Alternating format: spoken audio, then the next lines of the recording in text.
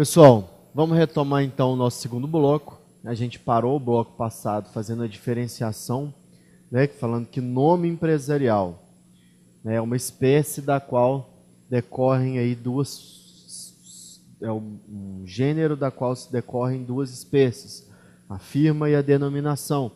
A firma sempre focada no princípio da veracidade e a denominação focada no princípio da novidade. Mas e aí? Vamos destrinchar isso aí de uma forma mais lógica, de uma forma mais tranquila. Então a gente viu que o empresário individual e algumas sociedades adotam a firma, que tem por base o quê? O nome civil do empresário ou dos sócios da sociedade. A firma está submetida ao princípio da veracidade. O que isso quer dizer? Ela deve refletir a realidade da composição societária.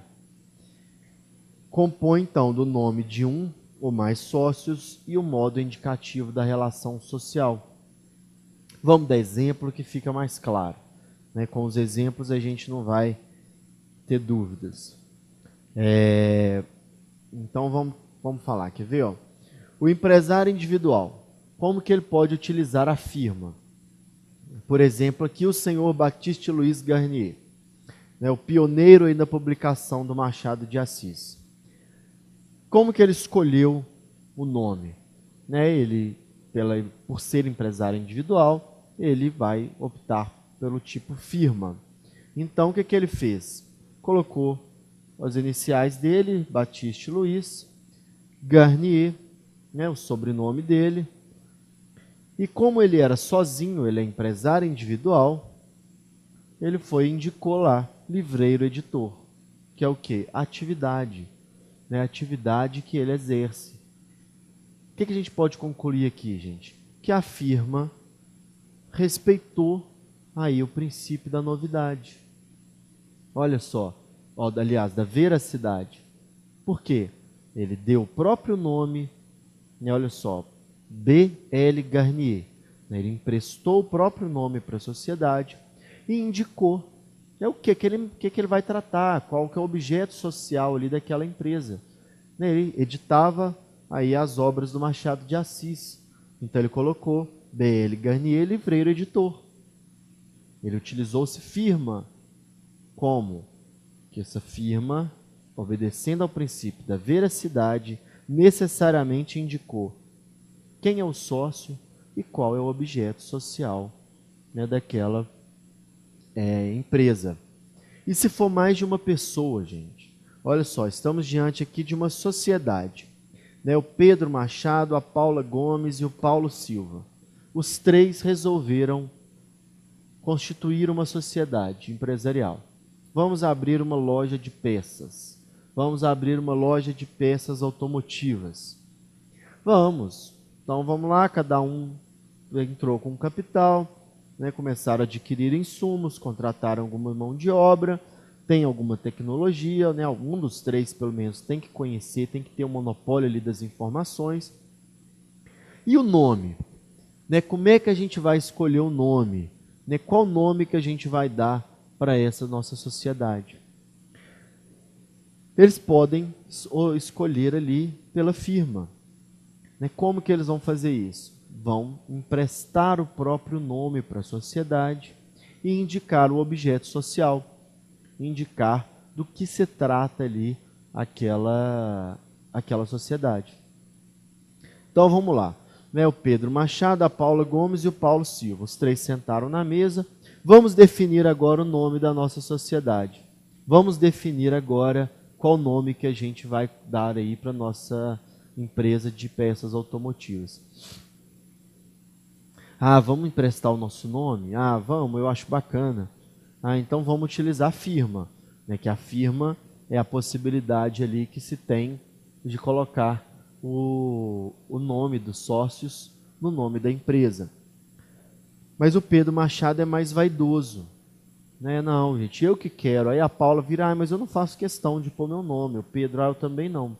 Aí o Paulo vai e fala, então empresta só. O Pedro vai e fala, não, então empresta, pega só o meu. O de vocês a gente não coloca. A gente coloca em companhia.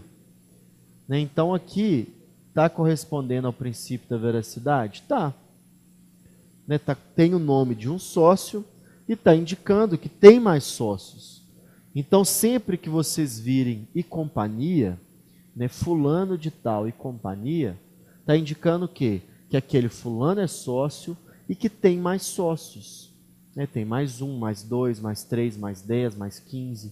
Né? Um empresta o nome para a sociedade de forma direta. Os outros não fazem questão. Né? Ou então o nome vai ficar muito grande.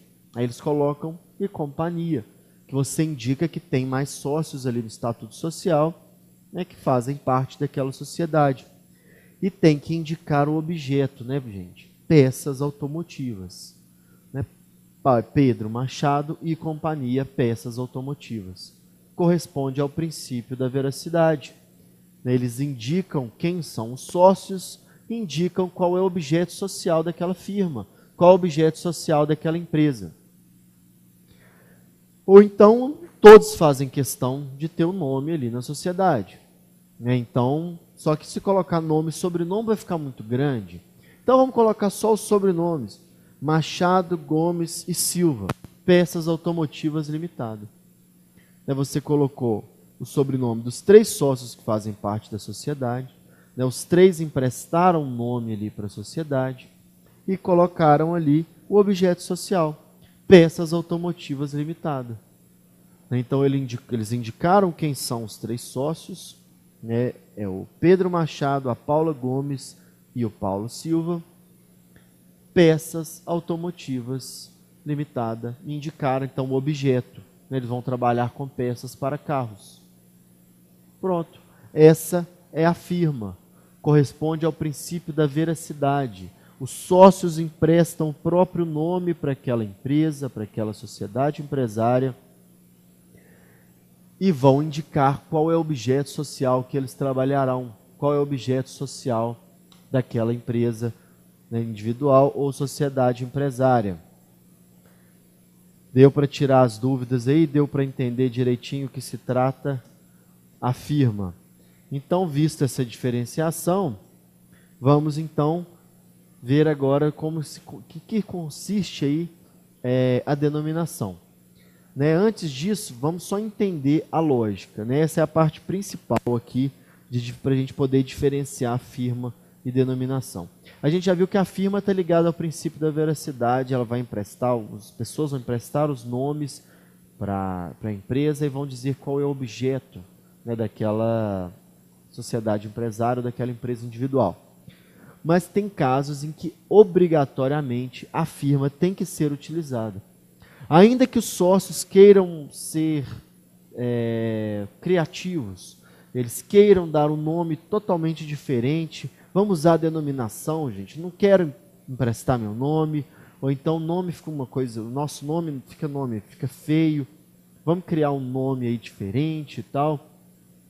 Mas a lei exige que em alguns casos seja necessariamente utilizado firma. E quais serão esses casos? Firma é de uso obrigatório, então necessariamente terá que utilizar aí firma. Ela é de uso obrigatório nas sociedades nas quais os sócios respondam com o patrimônio pessoal, pelas dívidas contraídas pela pessoa jurídica. Então, gente, sempre que os sócios responderem com o próprio patrimônio, sempre que os sócios se responsabilizarem com o patrimônio pessoal pelas dívidas contraídas pela pessoa jurídica, obrigatoriamente tem que ser utilizado firma. A gente vai ver nos próximos blocos a questão das sociedades, né, dos tipos societários. A lei prevê uma série de tipos societários aí. A gente tem sociedade anônima, sociedade limitada, sociedade em comandita simples, sociedade em comandita por ações, sociedade em nome coletivo. A gente vai trabalhar o conceito de cada uma delas aí nos próximos blocos. No entanto, só para a gente já ir se familiarizando com os temas, alguns tipos de sociedade, os sócios respondem com o próprio patrimônio, por exemplo, em nome coletivo. Outros tipos societários, os sócios não respondem com o próprio patrimônio. Por exemplo, sociedade limitada. Eles vão responder de forma limitada, somente até o limite do capital social que eles investiram. Então, gente, quando for uma sociedade que eles respondam com o próprio patrimônio, nem que eles respondam pelas dívidas contraídas pela empresa com o nome próprio, essa sociedade, ela vai o quê? Obrigatoriamente utilizar firma. Necessariamente ela tem que utilizar firma. Por quê, gente? Porque quando eles respondem com o próprio patrimônio, tem que indicar quem são as pessoas que respondem com o próprio patrimônio. Então o nome dela ele tem que emprestar o nome dela. Se ele vai responder pelas dívidas que a pessoa jurídica contraiu com o próprio nome, ele tem que emprestar o próprio nome para aquela pessoa jurídica. Então, obrigatoriamente, ele vai ter que utilizar a firma. Entenderam o motivo? A firma, ela exige que a empresa esteja ligada aí ao princípio da veracidade, para que as pessoas que estão contratando com aquela firma, com aquela empresa, saibam quem são os sócios, saibam quem são as pessoas que vão responder com o próprio patrimônio para poder pagar, para poder quitar as dívidas que aquela pessoa jurídica contraiu. Então, embora não seja necessário colocar o nome de todos os componentes, a gente viu que pode botar um e companhia lá, mostrando que não é somente aquele que emprestou o nome que vai responder pela pessoa jurídica, não. Ele que emprestou o nome, todos aqueles que constam do Estatuto Social como sócio. Mas quando coloca e companhia, você já demonstra, você já conta para a pessoa com quem você vai contratar que aquela pessoa jurídica tem mais de um sócio. Então não é preciso colocar o nome de todos. Pode colocar o nome de apenas um ou de alguns e colocar a expressão e companhia, por extenso ou abreviado. No entanto, quando as pessoas responderem com o próprio patrimônio, com o patrimônio pessoal, obrigatoriamente terá que utilizar firma. Para quê? Para que os contratantes saibam exatamente com quem eles estão contratando. Então, gente, a questão da denominação ela é de suma importância por isso. É necessário que os contratantes saibam com quem eles estão contratando, quem serão as pessoas responsáveis aí pelo eventual falta de pagamento da pessoa jurídica, que eles vão responder, então, com o patrimônio pessoal. Agora, fica uma coisa um pouco contraditória. Eu acabei de falar o quê?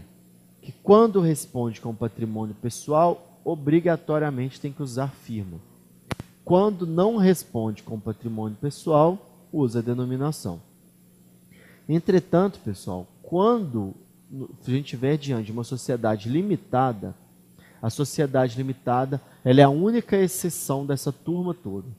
A sociedade limitada, a lei autoriza que ela opte por firma ou denominação. A sociedade limitada, que é o grande volume, a maior parte dos tipos societários que nós temos são sociedades limitadas. A sociedade limitada, ela permite o quê? Que os sócios optem por firma ou denominação. Se eles quiserem emprestar o nome, ok. Mas se eles não querem, usem denominação. No entanto, como na sociedade limitada os sócios não respondem com o patrimônio pessoal, eles respondem apenas no limite do capital investido, eles não respondem com o próprio patrimônio, somente com o valor que eles colocaram naquela sociedade limitada, o nome limitada vem daí de responsabilidade limitada. Eles têm uma responsabilidade com aquela empresa limitada ao valor que eles investiram. Então, como eles não respondem, embora eles não respondam com o patrimônio pessoal, a lei dá essa possibilidade de eles poderem utilizar a firma, não obrigatoriamente terem que usar a denominação. No entanto, gente, necessariamente eles vão ter que colocar a expressão limitada no final. Então, a gente viu lá, o Pedro Gomes, a Paula Machado, Paulo Silva, eles optaram, eles firmaram ali, celebraram uma sociedade limitada, e eles optaram por firma. Eles quiseram emprestar o próprio nome para aquela sociedade. Então, gente, eles vão ter que necessariamente acrescentar no final ali a palavra limitada. Por quê? Porque eles estão mostrando para as pessoas com quem eles contratam que a responsabilidade deles é limitada, que a responsabilidade deles está limitada ao capital social, que embora eles tenham emprestado o nome para aquela sociedade, eles não respondem com o patrimônio pessoal. A responsabilidade deles se limita ao capital social que foi investido naquela sociedade. Então, a sociedade limitada pode optar por firma, pode optar por denominação, desde que acrescente, né? Porque nesse caso eles sócios não respondem pelas dívidas, respondem só com o capital social investido. Mas eles têm que acrescentar ali ao final a palavra limitada, né? Seja abreviada, seja por extenso. E se eles não colocarem essa palavra, se não tiver do nome empresarial, se não constar da firma, a palavra limitada por extenso ou abreviada, nesse caso, eles vão responder com patrimônio pessoal. Porque eles induziram os contratantes a erro. Né? Os contratantes pensaram que estavam contratando com um tipo societário em que os sócios respondem com patrimônio pessoal. Eles investigaram os sócios, viram que os sócios têm um bom patrimônio, então eu confio nessa empresa. Mas, se não tiver ali a palavra limitada, né, eles vão pensar isso, e os sócios vão responder sim com patrimônio pessoal, mesmo que a intenção deles tenha sido ter uma responsabilidade limitada. Se não tiver escrito limitada no nome, eles vão responder sim com patrimônio pessoal. Então, a falta dessa expressão, a ausência da expressão limitada, ela vai determinar a responsabilidade dos administradores, de todos aqueles que emprestaram o nome firma. Já a denominação não, gente. A denominação é o contrário. Né? A denominação não tem nenhuma vinculação com a veracidade. Né? A única vinculação dela é expressar o tipo societário. Né? Isso tem que vir no nome ali. Né? Se é uma sociedade anônima, se é limitada, se é comandita simples e tal. Então, nesses casos, né, ela tem que vir sempre o nome do tipo societário. Mas não tem que ter nome dos sócios, não tem que indicar, né, qual é o objeto social. Tem que ser o quê? Uma coisa nova. Né? Não pode ser a mesma coisa, não pode copiar o nome de outra empresa. Né? Tem que ser algo novo. Né? Então, a denominação é o quê?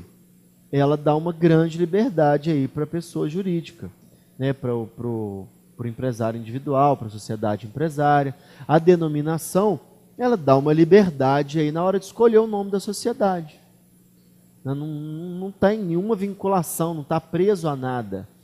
Né? Então, não há submissão nenhuma ao princípio da veracidade.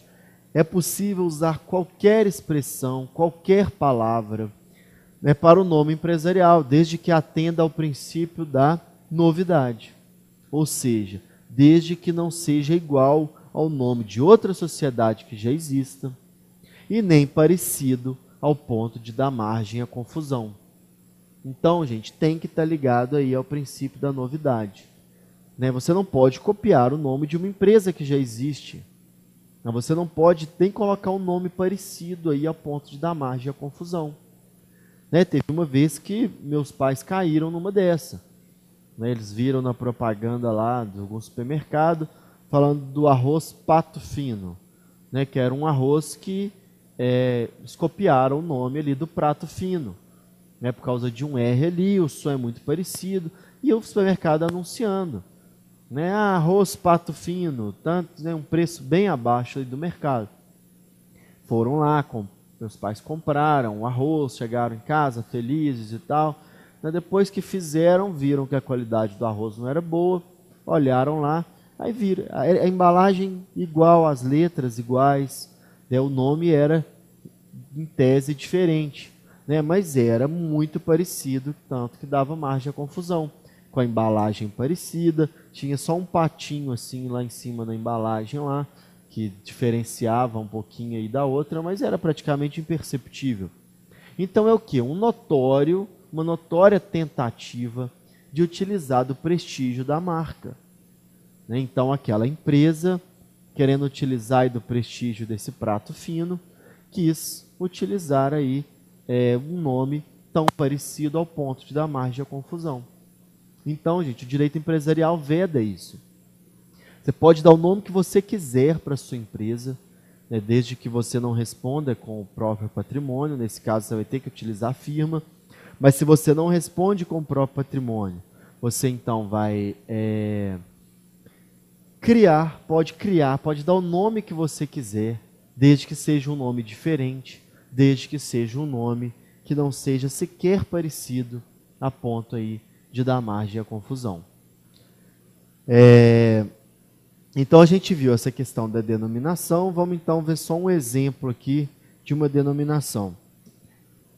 Olha só, na denominação aí você pode utilizar qualquer expressão, né? Expressão fantasia, qualquer tipo de palavra para poder dar nome aí para a empresa. Então, por exemplo, Editora Atlas S.A. Ela não publica somente Atlas, né? A Editora Atlas publica uma série de livros, né, de vários âmbitos aí, de vários ramos de estudo, né, de contabilidade, administração, de direito e etc. Né? Se fosse o quê?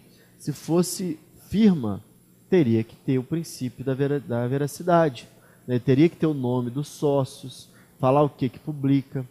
Já Atlas não. Né? Atlas é o quê? Um nome fantasia que eles quiseram dar para aquela empresa. Não está vinculado à veracidade, está vinculado o quê? À novidade. Se já existisse uma editora que se chamasse Atlas, eles não poderiam dar esse nome.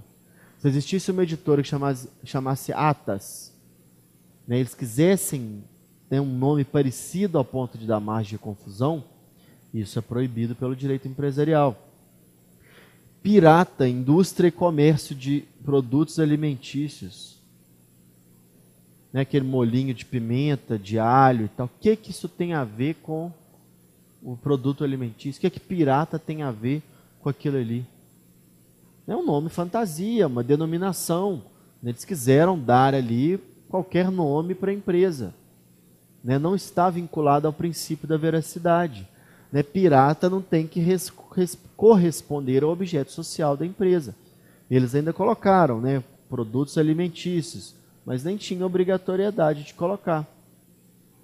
Né, você não está vinculado ao princípio da veracidade, você dá o nome que você quiser para a empresa, desde que os sócios não respondam com o próprio patrimônio. Então a denominação, gente, ela dá essa liberdade. Enquanto a firma, ela vincula, ela engessa muito, né, os sócios na hora de escolherem o nome, porque eles têm que necessariamente prestarem o próprio nome, têm que indicarem o objeto social, porque eles vão responder em caso de dívida ali que a empresa não conseguir pagar. Já se a responsabilidade deles for limitada, né, eles vão poder, limitada ao capital social, né, se eles não respondem com patrimônio próprio, eles vão poder dar o nome que eles quiserem. Então, nesse caso aqui, a gente teve Atlas. O sujeito acha bacana esse nome, colocou o nome na editora. Gosto do pirata lá, então vai ser o nome da minha indústria de alimentos. Né, isso dá uma liberdade, dá uma margem aí grande de liberdade para a pessoa na hora de ela escolher o nome empresarial que ela vai dar ali para a atividade econômica que ela decidiu produzir. No entanto, gente, essa liberdade tem limite. Você não pode também dar qualquer nome para a empresa. Não admite aí qualquer termo que contraria a moral pública. Você não pode usar palavrões, palavras que firam o pudor, na hora de colocar um nome na sua empresa. Tem uma desentupidora aí que chama rola bosta. Vocês já devem ter ouvido falar disso aí. Isso não é registrável. Você não pode colocar um palavrão no nome da sua empresa. Uma palavra que fira o pudor, uma palavra que viola aí a moral pública. né? Isso não é permitido pelo ordenamento jurídico. Então é o quê? É uma marca que eles acabaram fixando, né? Todo mundo acaba se lembrando disso aí na hora. Então, termos aí que contrariam a moral pública, né, palavrões aí, não são permitidos pelo ordenamento jurídico. Você não pode colocar nenhum nome, nada que viole aí a moral pública, que viole o pudor. Nomes ou apelidos de pessoas naturais sem a sua autorização. Você não pode colocar uma escolinha infantil Xuxa Meneghel. Você não pode criar uma escolinha de futebol do Pelé. Você não pode, gente, utilizar o nome de alguém conhecido.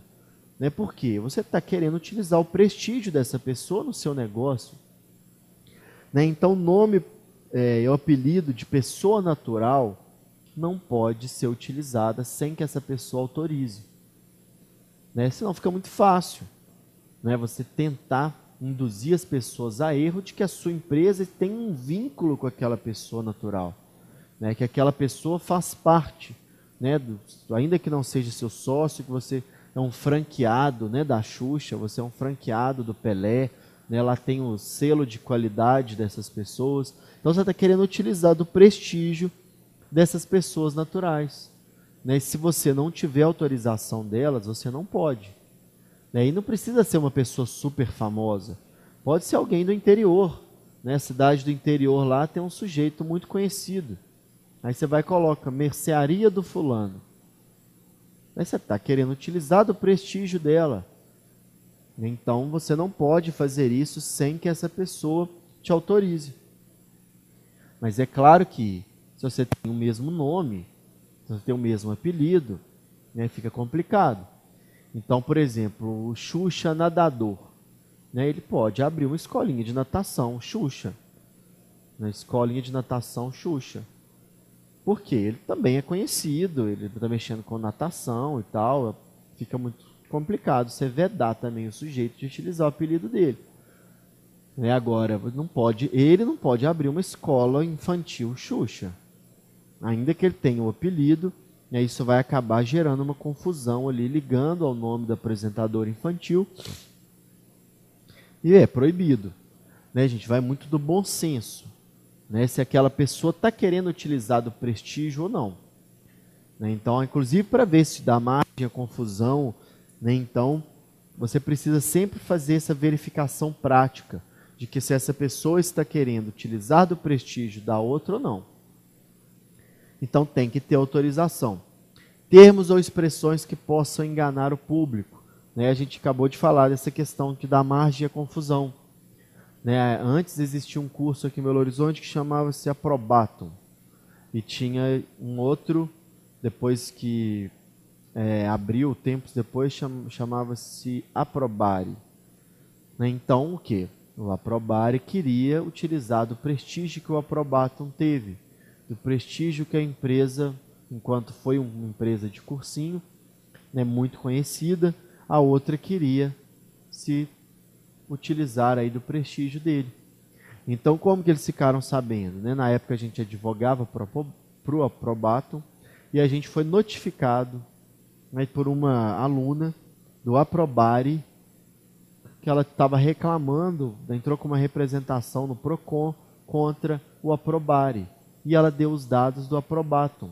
Ela jurava que estava estudando no Aprobatum. Porque o nome induziu a pessoa a erro. Então a gente entrou com uma ação para tentar tentar trocar aí o nome da pessoa.